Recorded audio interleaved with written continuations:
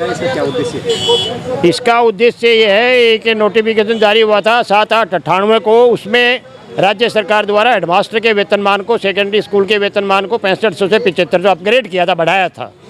लेकिन निदेशालय ने वाइस प्रिंसिपल का जो पद एकेडमिक का था, उसका वेतनमान 8000 13,500 था, उसके ऊपर उस नोटिफिकेशन को लागू कर दिया, जबकि उसका वेतनमान किसी का कम नहीं किया गया था। 30/4/99 को राज्य सरकार ने भी निदेशक महोदय को भेजा था कि किसी का वेतनमान कम नहीं किया, उन्होंने मार्गदर्शन मांगा था। उसके बावजूद भी वसूली चालू कर दी।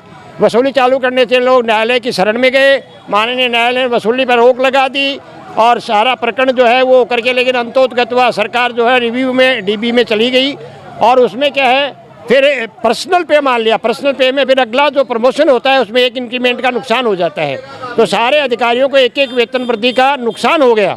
उसके बाद से हम लगातार प्रयास कर रहे हैं, पहले भी किए हैं, बाद में भी कर रहे हैं। सारे सेवानिवृत्त अधिकारी हैं, कोई प्रिंसिपल से है, कोई डीओ से है, कोई डिप्टी डायरेक्टर से है, कोई जॉइंट डायरेक्टर से है, यहाँ तक कि एडिशनल डायरेक्टर से भी रिटायर्ड आदमी हैं। उन सब ये इस पीड़ा में हैं। सरकार मान रही है। फाइनेंशियल एडवाइजर होता है, डायरेक्टरेट में है, वित्त विभाग का अधिकारी, उसकी अध्यक्षता में कमेटी डायरेक्टर साहब ने बनाई थी। उन्होंने भी स्वीकार किया, ये 2 पद थे, एक वोकेशनल का और एक एकेडमिक का।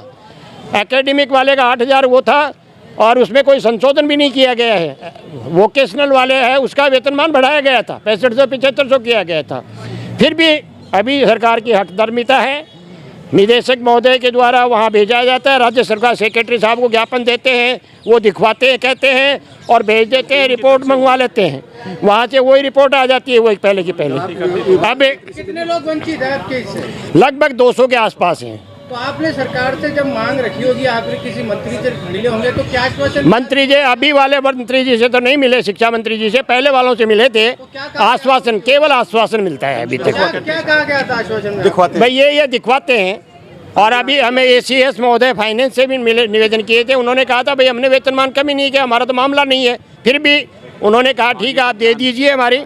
और आपकी सरकार मांगे नहीं मानती तो आगे आप क्या? आगे हमें, क्योंकि हम सारे वरिष्ठ नागरिक हैं, एक तरह से सभी सेवानिवृत्त शिक्षा अधिकारी हैं। अब सरकार या तो ये सोच रही है कि भाई कुछ तो भगवान के यहाँ 100 साल पूरे कर लिए होंगे और कुछ और कर लेंगे, जब तक पता नहीं क्या मनसा है, ये तो सरकार जाने।